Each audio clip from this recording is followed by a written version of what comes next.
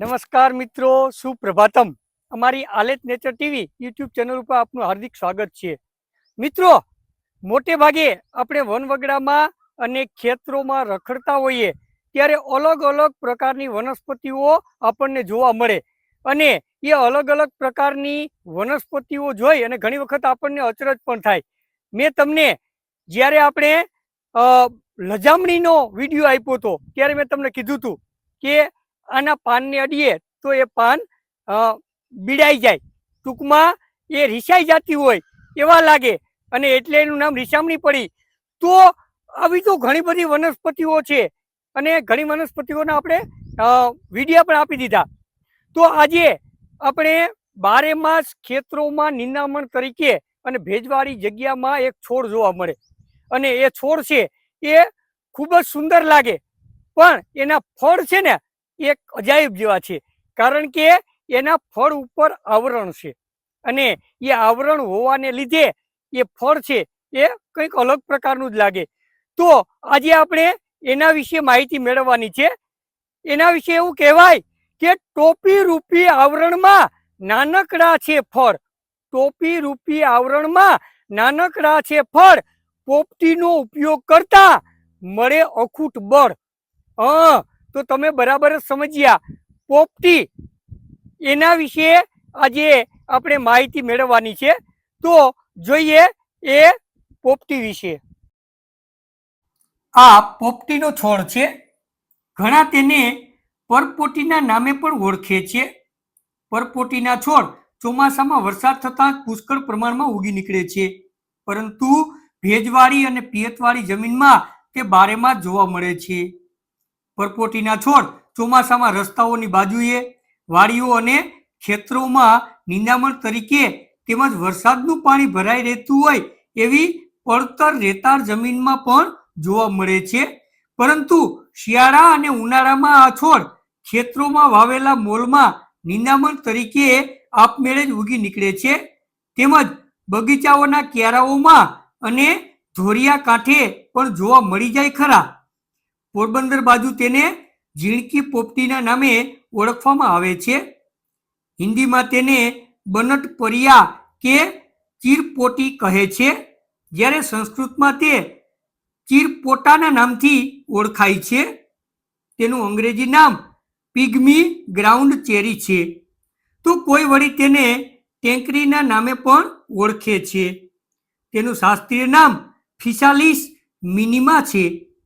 આમાં એક મોટી પોપટી તરીકે ઓળખાતી ફિસાલિસ પેરુવિયાના જેવા શાસ્ત્રીય નામે ઓળખાતી બીજી જાત પણ જોવા મળે છે, જેનો પરિચય આપણે અલગથી મેળવશું. અત્યારે આ ઝીણકી પોપટીનો પરિચય મેળવીએ તો આ છોડ અડધાથી 2 ફૂટ ઊંચા અને થોડા ઘેરાવદાર હોય છે. એના મૂળ 1 થી 6 ઇંચ લાંબા, ધોળા રંગના, પેન્સિલથી અંગૂઠા જેવા જાડા, કેટલાક ફાંટાઓવાળા તેમજ ઉગ્ર વાસવાળા અને ખાટા સ્વાદવાળા હોય છે. તેની મુખ્ય દાંડી સીધી, ફીકા લીલા રંગની, સૂતળીથી પેન્સિલ જેવી જાડી, ઊભી આંસોવાળી અને તેમાંથી ઘણી શાખાઓ ચારે બાજુ નીકળી છોડને ઘેરાવદાર બનાવે છે. મુખ્ય દાંડી અને શાખાઓ ઉપર ધોળા વાળની રૂંછાળ હોય છે. પરપોટીમાં પાન આંતરે આવેલા, 2 થી 3 ઇંચ લાંબા, 1 થી 1.5 ઇંચ પહોળા, લીલા રંગના તેમજ પાનની કિનારી છૂટા છવાયા દાંતાવાળી હોય છે. આમ તો ધતુરાના પાન જેવા આકારના એના પાન હોય, પણ આ પરપોટીના પાન નાના હોય છે. પાનને ચોરવાથી તેમાંથી પાતળો રસ નીકળે છે, જેની વાસ ઉગ્ર અને સ્વાદ ખટાશ પડતો મીઠો અને તુરો હોય છે. પુષ્પ ધારણ કરનારી સળી પત્રકોણમાંથી એક નીકળેલી હોય છે. તે સહેજ નીચી નમતી, પીળાશ લેતા લીલા રંગની અને તેમાં મથાળે એક ફૂલ આવેલું હોય છે. ફૂલ ઝીણા તેમજ પીળા રંગના સુંદર દેખાવના હોય છે. ફળ ચણિયા બોર જેવડા અને લીસા હોય છે. તેની ઉપર પુષ્પ બાહ્ય કોષ અથવા તે ટોપીથી ઢંકાયેલું હોય છે. તેને પોપટા કહે છે. પોપટાના મથાળે 4 થી 5 સૂક્ષ્મ દાંતા હોય છે.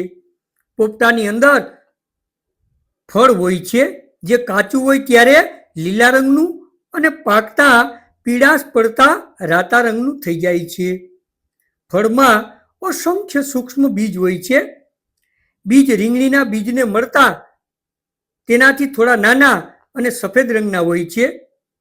સોલેનેસી વર્ગની આ વનસ્પતિનું ફળ પાંખડીઓના આવરણથી ઢંકાયેલું હોય છે, પરંતુ ફળ પાકતા આવરણ રૂપી આ ટોપી ખુલી જાય છે ત્યારે ફળ ચોખ્ખું દેખાય છે. પરપોટીના ઔષધિ ગુણની જો વાત કરવામાં આવે તો તે સ્વાદે તુરી, કડવી, મધુરી, ખટમીઠી, ઉગ્ર વાસવાળી, માદક, ઉત્તેજક, પૌષ્ટિક, કફઘ્ન, મૂત્રલ, ગ્રાહી અને વેદના શામક છે. તે પિત્ત વિકાર દૂર કરનારી, ગુમડા, અલ્પમૂત્રતા, કફ, ઉધરસ તેમજ દમ રોગમાં ખૂબ ઉપયોગી ગણાય છે. પરપોટીના ઔષધિ ઉપયોગની જો વાત કરવામાં આવે તો તેના પાન, ફળ, ફૂલ અને મૂળ એમ સર્વાંગ ઉપયોગી છે. જેને અલ્પમૂત્રતાની ખામી હોય તેણે પરપોટીના પાનનો રસ સાકર સાથે 1 અઠવાડિયું 1 ચમચી સવાર સાંજ લેવાથી અલ્પમૂત્રતા દૂર થઈ પેશાબના અન્ય રોગો તેમજ પેશાબમાં થતી બળતરા દૂર થાય છે. પરપોટીના ફળમાં મીઠું ઉમેરી ખાવાથી પિત્ત વિકાર દૂર થાય છે. પરપોટીના પાન વાટી તેની લુગદી બનાવી સહેજ ગરમ કરી ગુમડા ઉપર બાંધવાથી ગુમડું પાકીને ફૂટી જાય છે, પીડા શાંત થાય છે અને રૂજ વહેલી આવે છે. પરપોટીના સૂકા ફળનું ચૂર્ણ અડધી ચમચી અને સાકર ચૂર્ણ અડધી ચમચી લઈ પાણી સાથે સેવન કરવાથી પેશાબ છૂટથી આવે છે તેમજ પેશાબના અન્ય દર્દોમાં પણ આ ચૂર્ણ રાહત આપનાર છે. પરપોટીના બીજની ધુમાડી લેવાથી કફ, ઉધરસ, દમ અને શ્વાસ રોગમાં રાહત થાય છે. પરપોટીના ફળ પોષક શક્તિનું ઘર મનાય છે.